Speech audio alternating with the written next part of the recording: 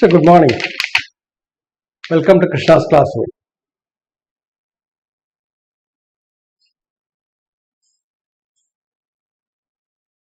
Now we continue to explore the measurable functions. Now what we are introducing is the so-called Littlewood's three principles, which throw some light into the structure of measurable functions and measurable sets. Of course, one of them we have already done. So let me just recall something regarding the measurable sets, which we have done already. We have proved it. And the first principle is this one. Every measurable set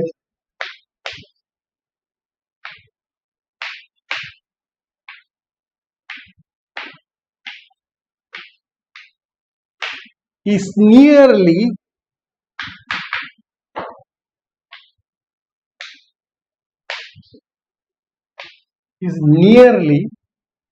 a finite union of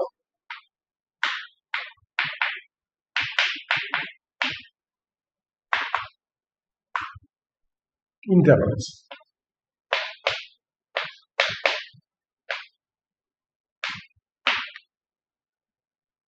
Now the terminology nearly comes in the statement of all the three principles that we see.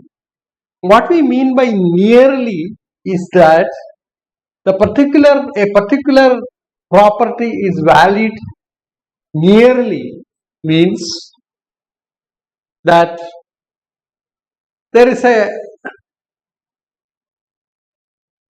subset, or not necessarily a subset, on which this particular which has a better topological structure, like it may be an open set or a closed set and these kind of things, on which the particular property would hold. Okay, and the difference between such a set and the given measurable set can be made arbitrarily small. That means you have a choice of a topologically clean set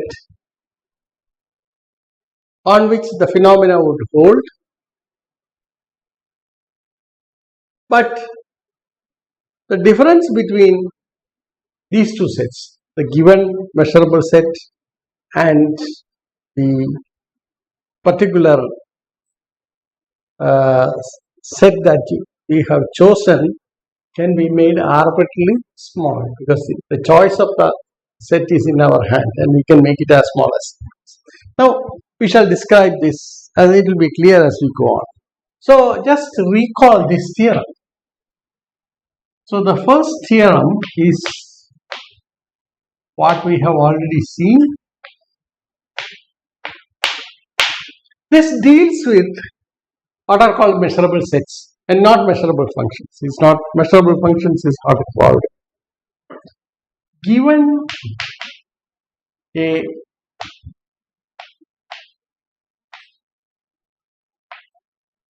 measurable set E of finite measure,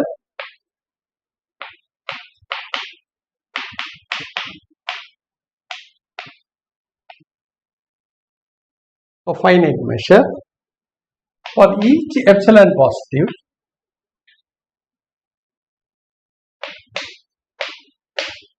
there exists a finite disjoint collection of open intervals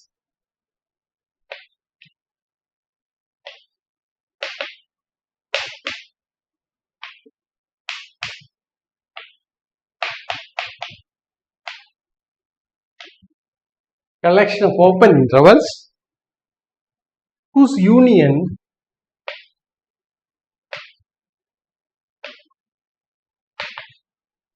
U is nearly E in the sense that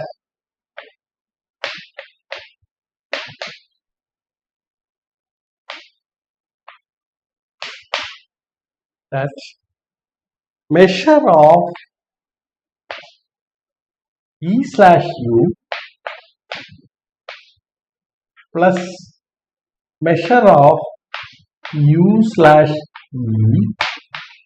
is less than. Okay, what does it mean? Look at this. See, I am using Venn diagram, not something on the real line. I mean, the problem is talking about Lebesgue measurable sets for the real line, but I am using Venn diagram. So, the situation is this. This is a finite, a measurable set with finite measure, and this is the whole of R. Now, what it says is that you can approximate E by a finite disjoint collection of open intervals whose union will be naturally an open set. So, we call this U. Okay, U is actually union of ik 1 to n, where ik are all open intervals and therefore U is open. Okay, with the property that, see, what is E minus U? E minus U is this. This is E minus U. And this portion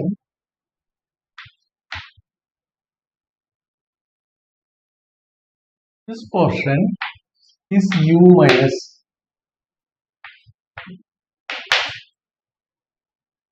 So the measure of, see, E is measurable, having a finite measure.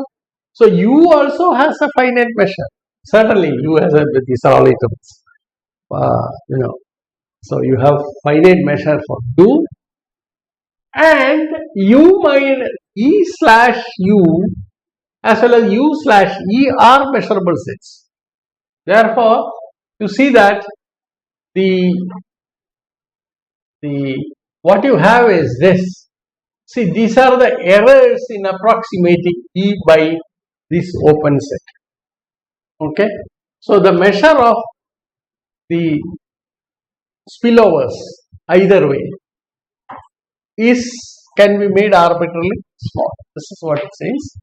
Measure of E slash U plus measure of U slash E can be made arbitrarily small. So you can make a choice of U or a collection of finite open intervals, disjoint open intervals, such that this particular inequality holds. Now, this is the sense in which we say that the measurable set with finite measure is nearly an open set. Okay, so that's the first principle. Now we have already proved this. I mean, that's quite easy too. It's from the definition of the measure, one can easily prove that, what we call the influence here. Now the second and third principles that we explore are regarding the measurable functions. Okay, so let me state the second principle we will be proving later. But every measurable function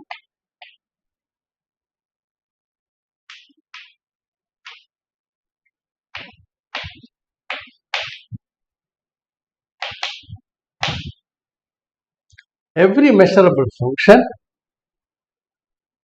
is nearly continuous.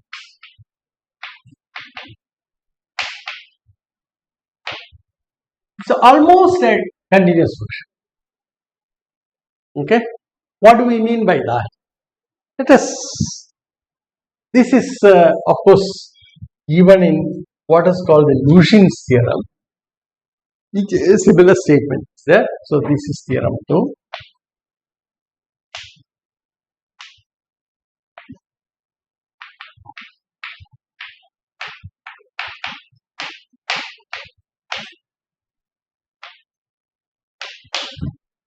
Now the statement of the theorem is this. This is a more precise statement that we are looking at. Let f be a real value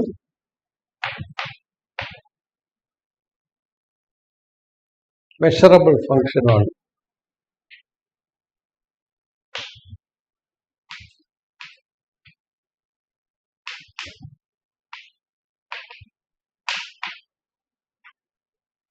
is obviously a measurable set.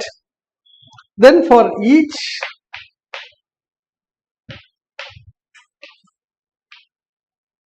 epsilon positive, there exists a continuous function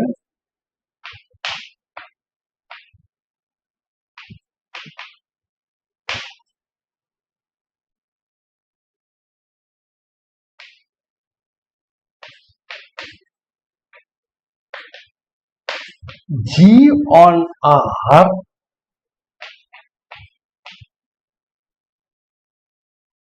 and a closed set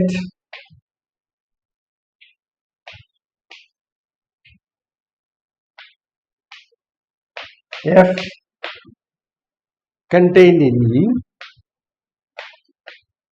for which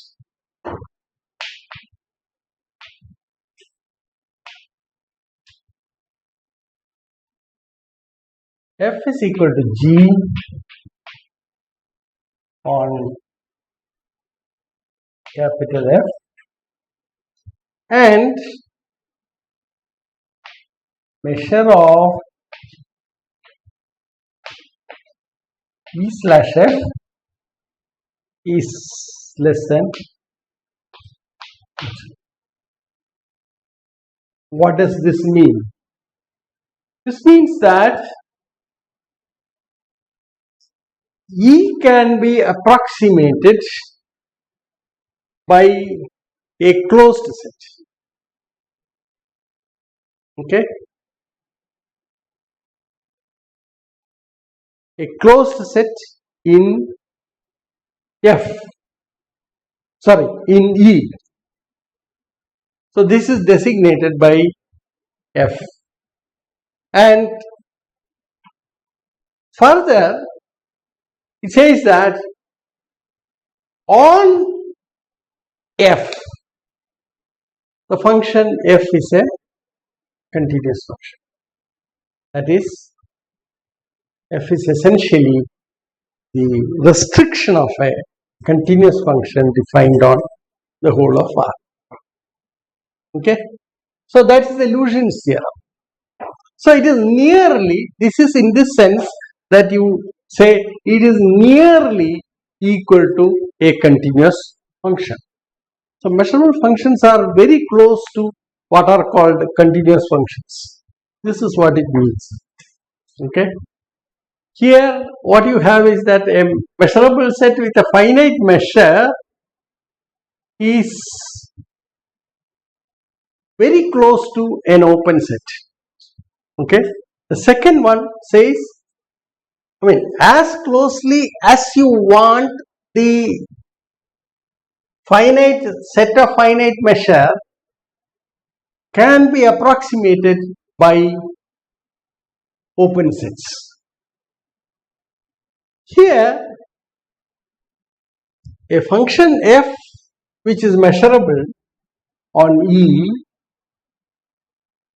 is nearly a continuous function in the sense that there exists some closed interval a closed subset of the measurable set E, on which the function f is a continuous function. Okay, we shall prove this later after we prove the next theorem, namely the third one. So we shall prove the third one first. The first one we have already explored. So the next part is exploring the third one principle. The third principle or third property that we have talks about measurable functions, the limit of measurable functions. And you know that the point-wise limit of measurable functions. What you can say is that it is nearly there is uniform convergence. Okay, this is the sum and substance of the third property. So we postpone the proof of the second theorem that we will take up after we do the third one.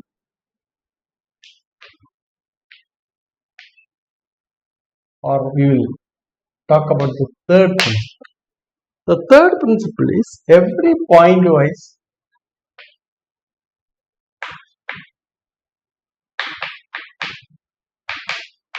convergent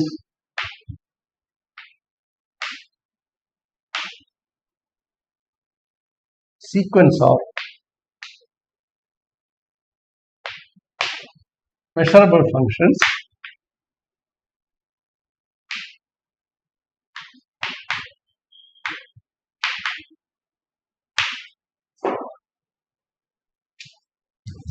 is nearly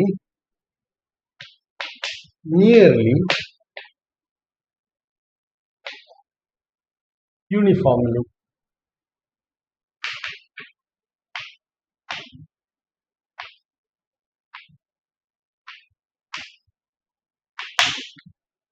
you know that two things we know here in this context. One, of course, if you have a sequence of measurable functions which is point-wise convergent, then the limiting function is a measurable. That is one fact. So it converges to a measurable function. What about the second part? The second aspect is this, that point-wise convergence does not imply uniform convergence, whereas uniform convergence implies point-wise convergence.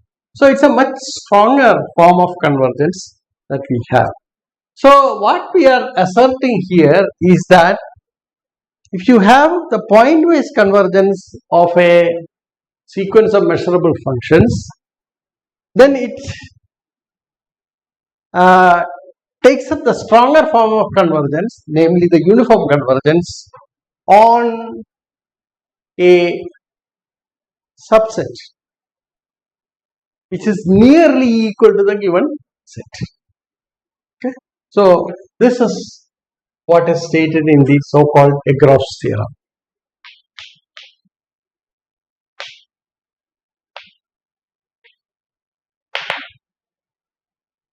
So this is the third principle, namely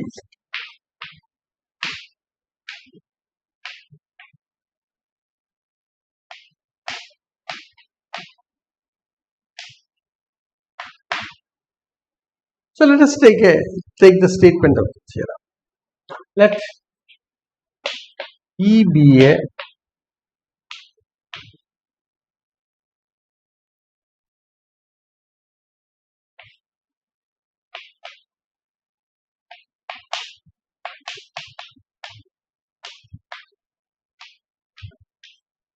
measure and let sequence Fn be a sequence of measurable functions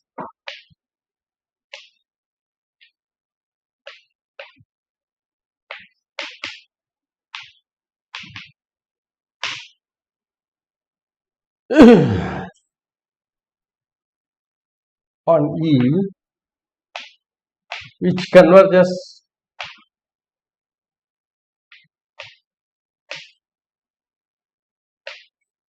pointwise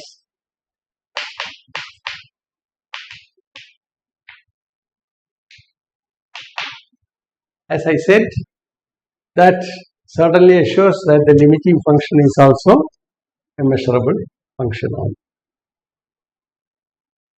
However, it does not imply that the convergence is uniform on E. But what you can assert is that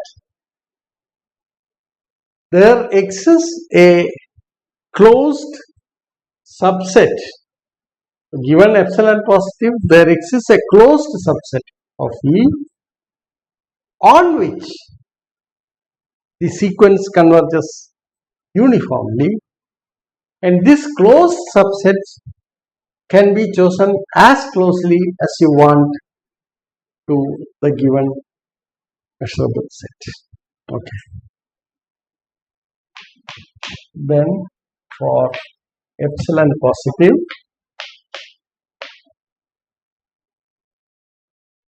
there exists a closed set F contained in E such that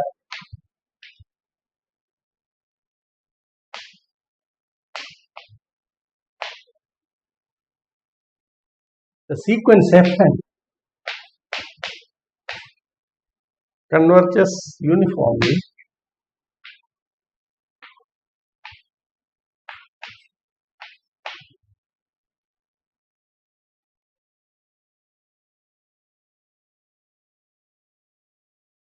to F uniformly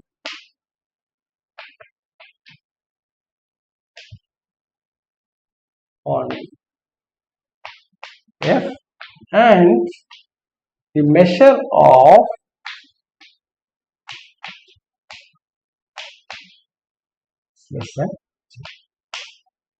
okay, let us look at the Venn diagram for this.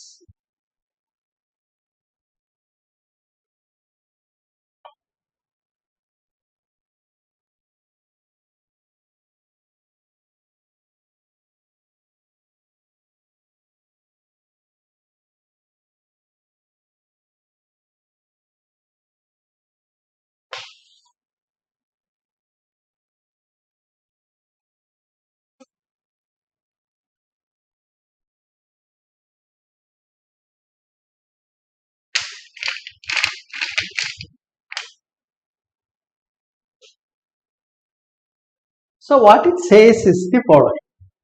So this is R,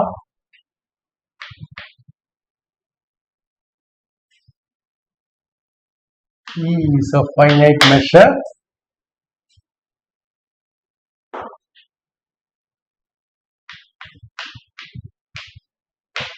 then there exists, given epsilon positive, there exists a closed set,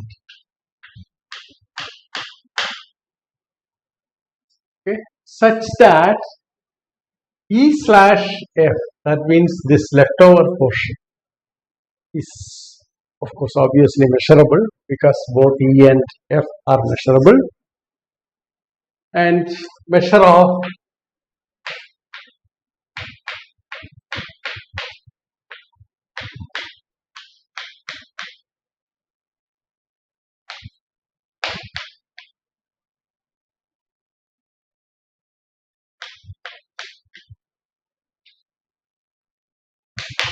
this is the statement of the theorem. So that on F, you see that the sequence converges uniformly.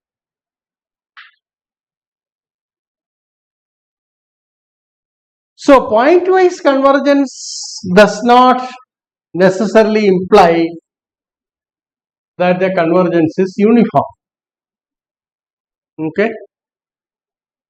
But of course, the pointwise convergence we have proved already that the limiting function is a measurable function. Okay. Now what we prove is that the sequence converges uniformly on a closed subset of. Okay. So let us prove this result. We first prove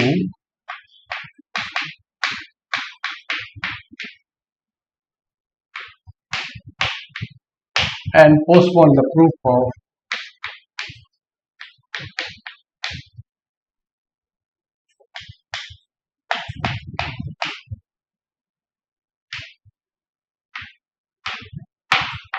two.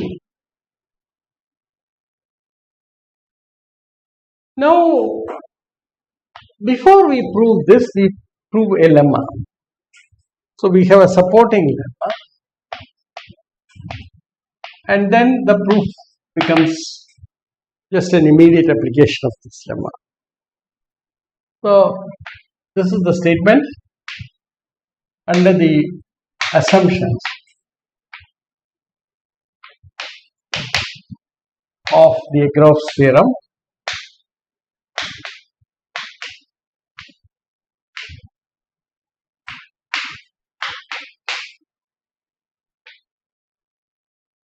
Under the assumptions of the Egorov's theorem, for each eta positive and delta positive, there exists a measurable set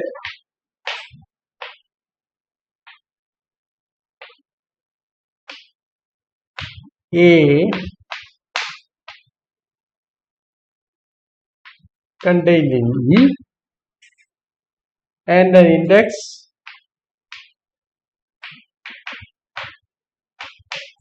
N, which obviously depends on these numbers, etc., for which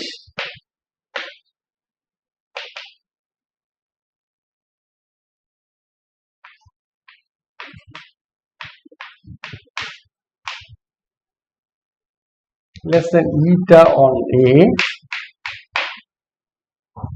for every n greater than or equal to n, and measure of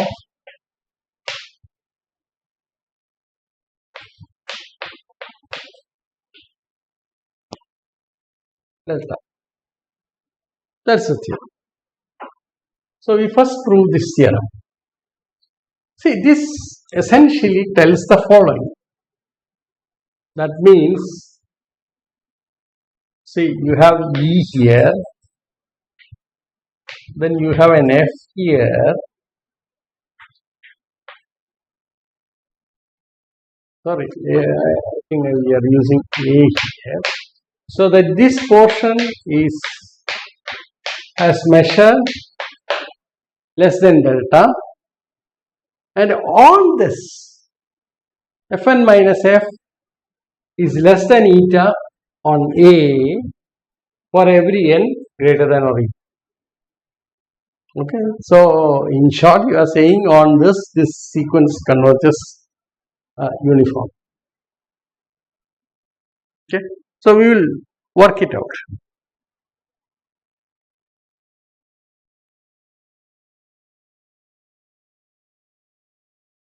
We will prove this theorem. So essentially, the proof of the theorem is here. So let us prove this. Now let me remove this picture because it's already clear. So I will proof of this.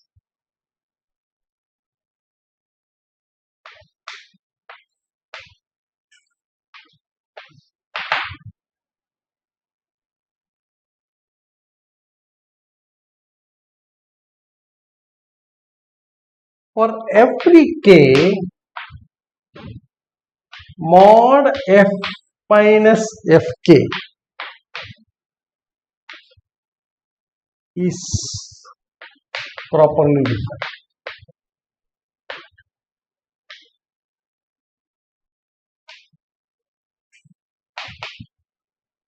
And since f is real valued,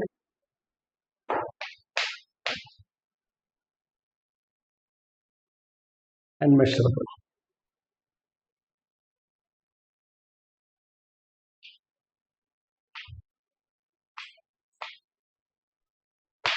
So what you have is this fn's converge pointwise to f, and f is certainly a measurable function. So it is a real valued function, well defined, and now what you can do is you can look at the following set. See, our job is to identify a particular A subject to these constraints, namely the two numbers that arbitrarily we have chosen, eta and delta. Hence,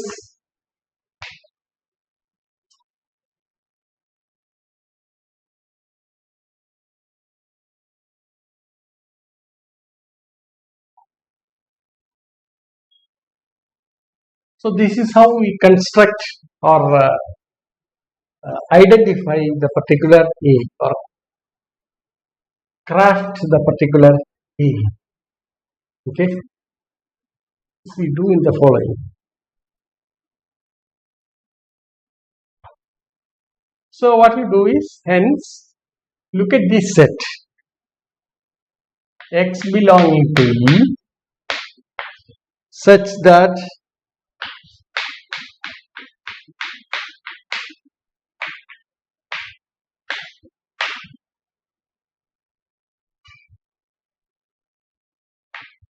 eta. So we have already brought in in this choice. Look at this set for every k greater than or equal to n.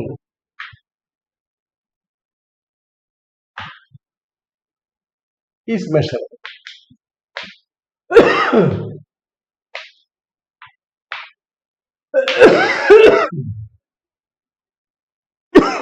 This is true for every n. Okay. Now let us work out this particular set. So let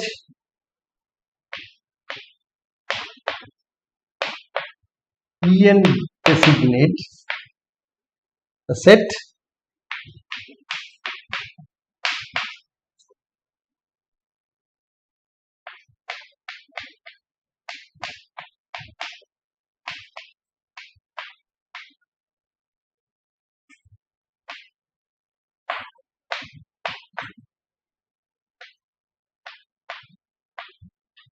So you have now a sequence of sets which is tagged to the particular number n. Okay, we are assuming we are taking up this collection.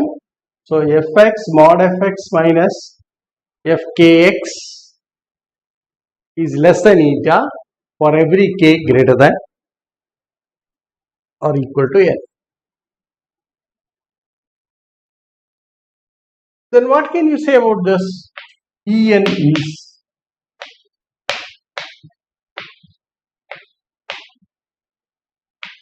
a collection of measurable sets.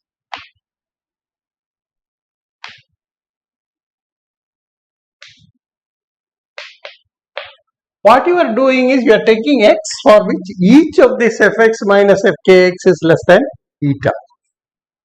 Now you get a countable collection of measurable sets. Okay, and that is measurable. That's the so each fn is measurable. Sorry, each en is measurable. So what more you can say about this? Now you see the more number of elements. Okay, you start from some n onwards. This is en. So look at En minus 1. What about En minus 1?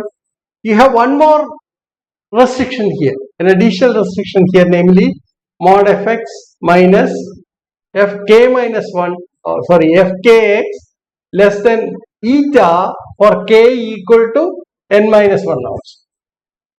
So there is one more additional restriction, which means En minus 1 is a smaller set. Okay.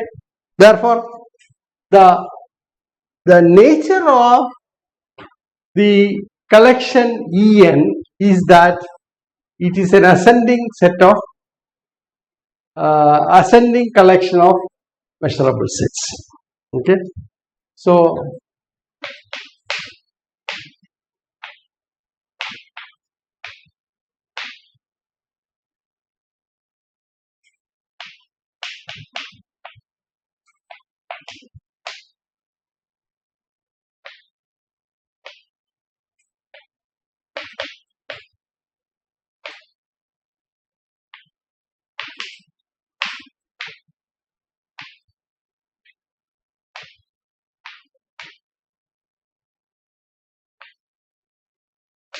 what you have is this, that is E1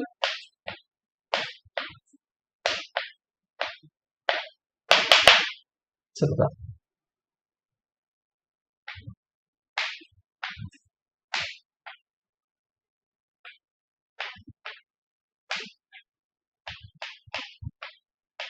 etc.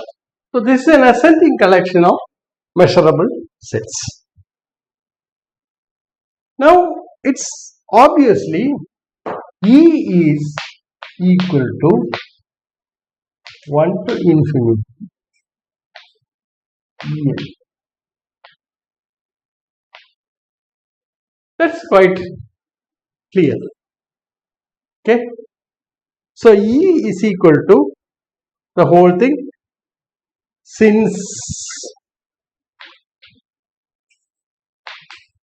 the sequence Fn converges pointwise on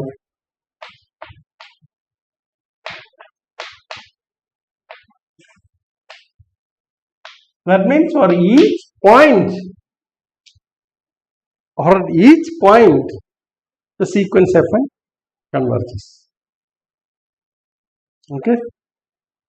Therefore, if you take a particular point, then you can certainly find some n such that union n equal to some k equal to n to infinity ek is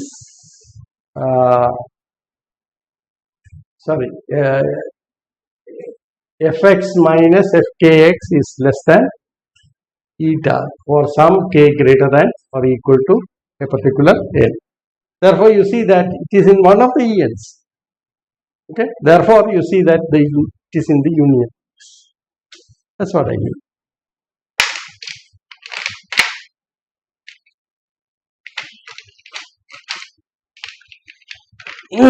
So that's a interesting result. So E is equal to the collection, the union of the collection N, which is an ascending collection, and therefore you can now approximate by taking a partial subcollection. This is the whole idea. Okay.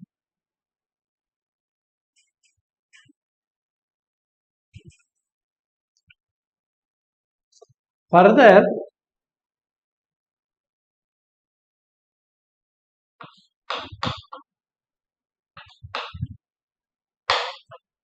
from the continuity of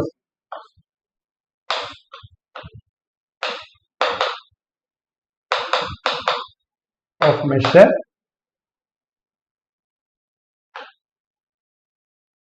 we have done several theorems on this, or at least some theorems on this continuity of measure.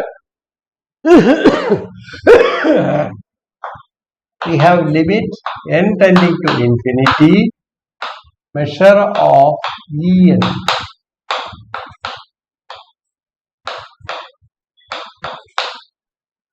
It comes from these two properties.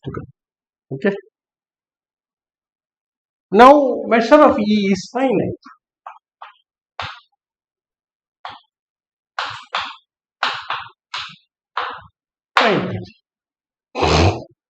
Therefore,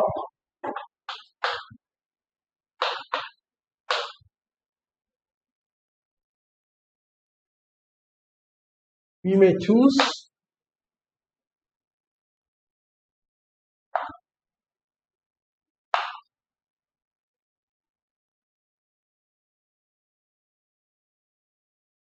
an index n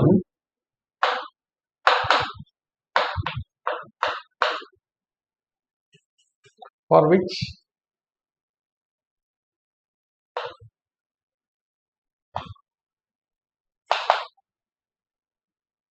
measure of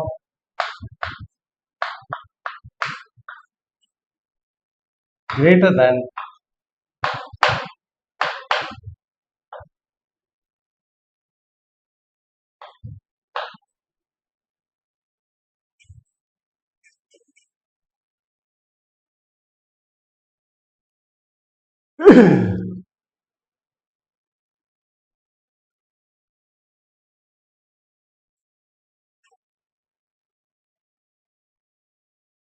that means, you have a finite measure of E.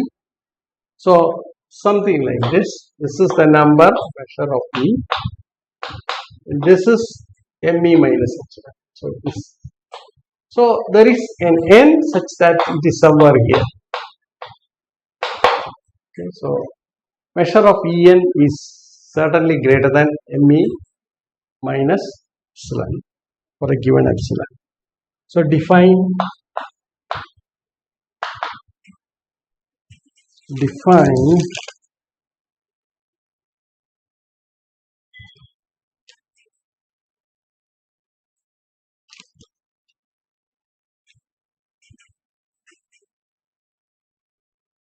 A to be N. Then by the excision property,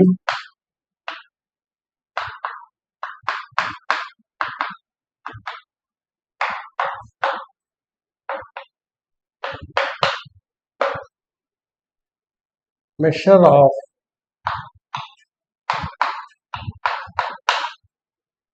I think we need not bring in this epsilon here. We can. What is the other? Eta and delta. So this is what we have by the excision property. Measure of E slash A is equal to measure of E minus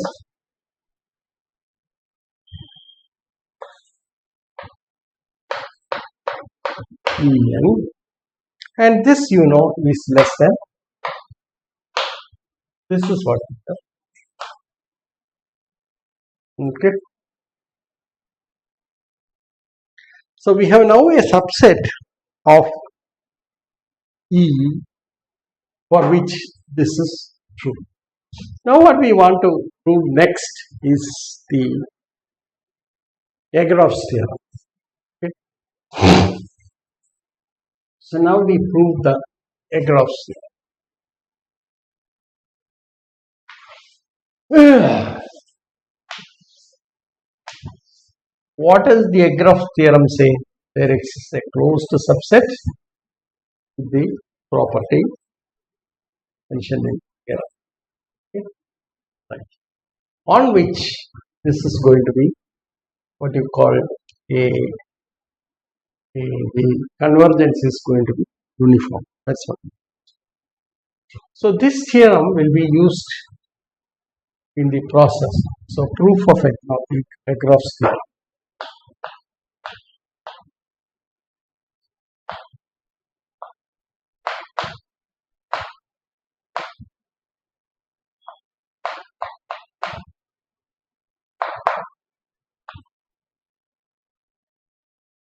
So let us prove this. Now for every n then let A and B measure.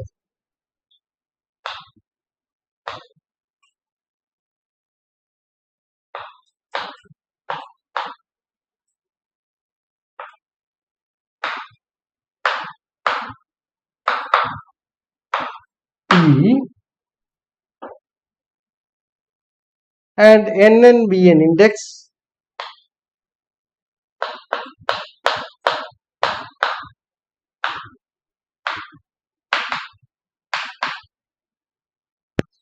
which satisfies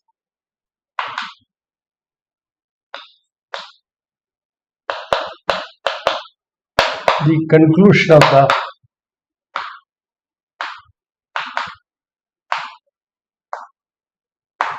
previous lemma.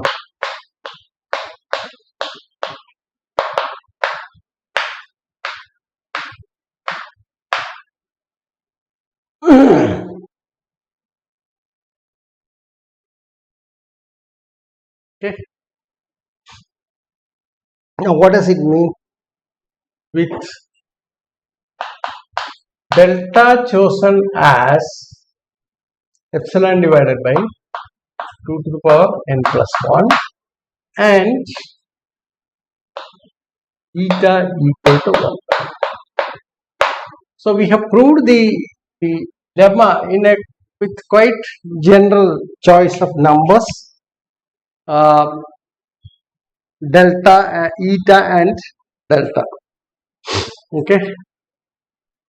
Now, what we do is we choose an epsilon positive. For epsilon positive, you choose delta equal to epsilon divided by 2 to the power n plus 1 and eta equal to 1 by n. So, that is the choice that you take.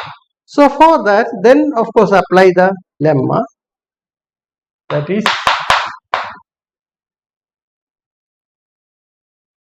measure of E/an is less than epsilon divided by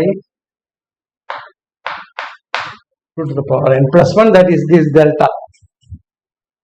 Measure of E/a.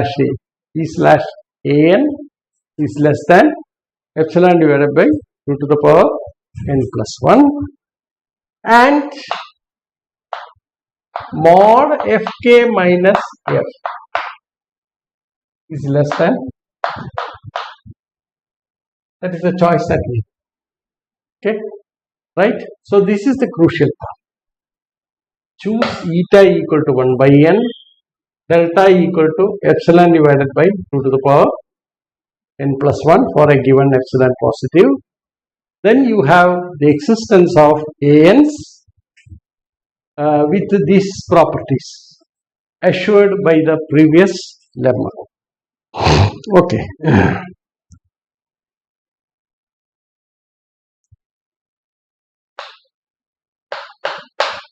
On an, for every k greater than or equal to n, this is what it is. So, there is some capital N, some integer n which depends on the small n that you choose. Now, define, this is a crucial definition, A equal to intersection of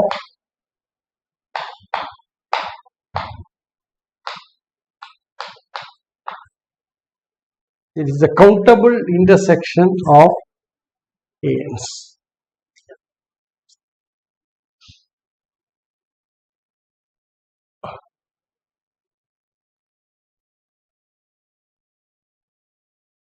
Then what you can say is that this A is measurable, being the countable intersection of measurable sets. Okay. And by then of course A is measurable.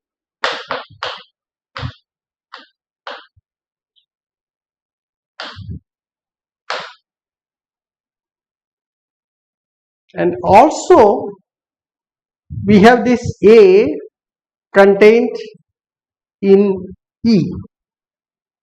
Okay. Therefore, this AN, each AN is contained in E. Therefore, see that they are intersection. See? So that's clear. Okay. By De Morgan's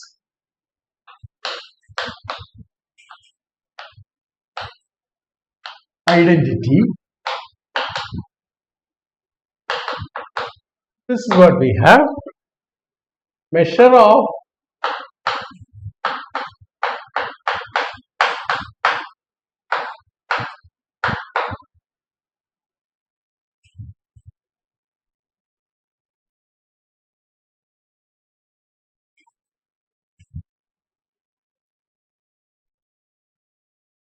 union of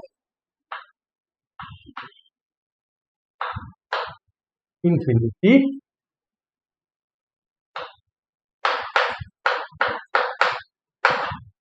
AN. This is what happens with the complementation. Okay, and this of course is less than or equal to, see, the intersection part will change over to union because you are taking out AN from it, right? And therefore what we have is this is less than or equal to sigma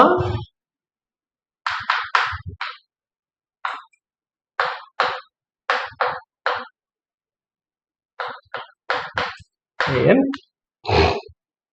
and that is less than, because we have chosen AN in a particular way, this is equal to sigma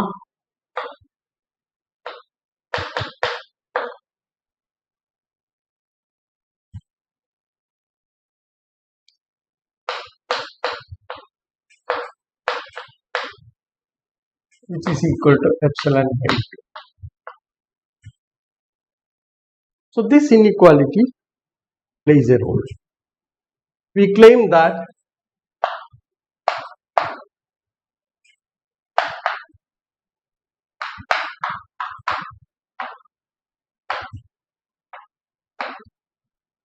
uniformly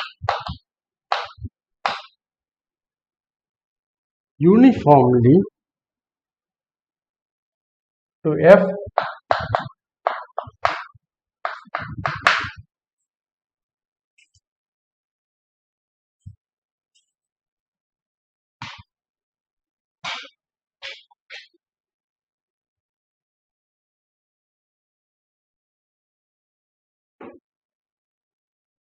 so let epsilon positive be chosen. Choose an index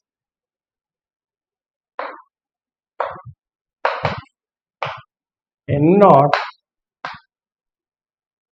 such that 1 upon n naught is less than, like we have chosen that. Then what we have is, we have Fk minus F is less than 1 by n naught for every k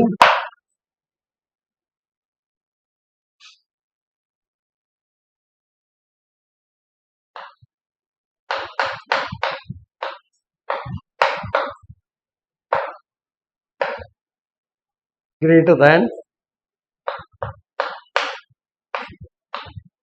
So this is the crucial result. So this choice is there, and what we have is this, that A is n naught and 1 by n naught is less than epsilon.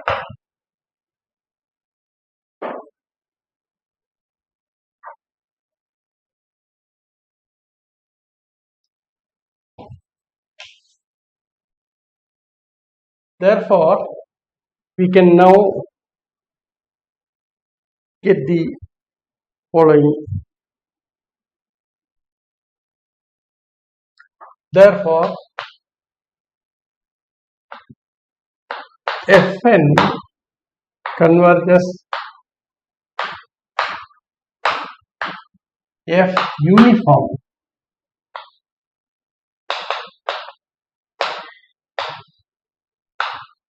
on A, because A is contained in A naught,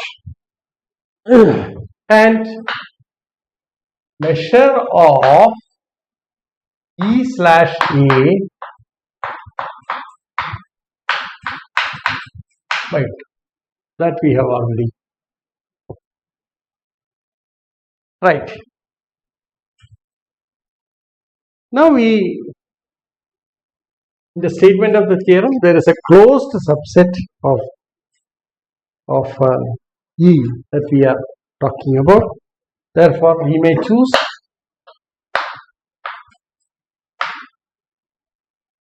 a closed subset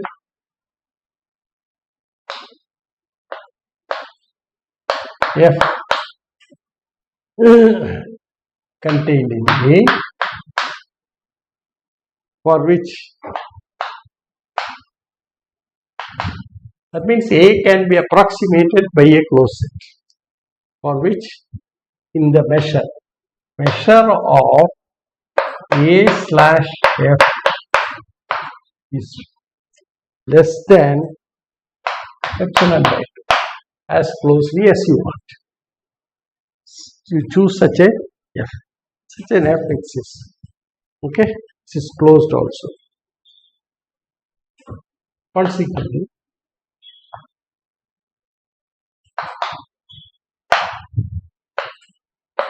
the sequence Fn converges uniformly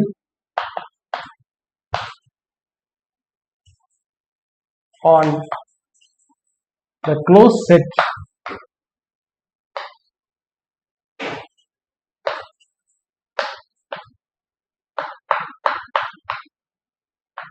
U,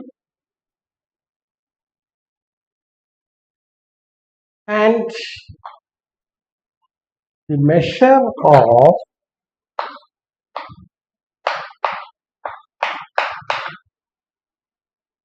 is actually two things. That is, you have E minus A, E slash A union A slash F. So this is what you have. So this will become, each one is less than epsilon by 2. Therefore, this is less than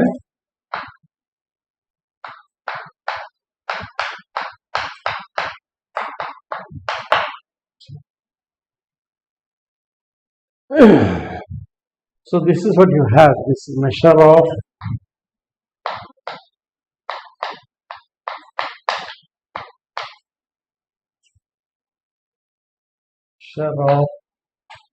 E slash E plus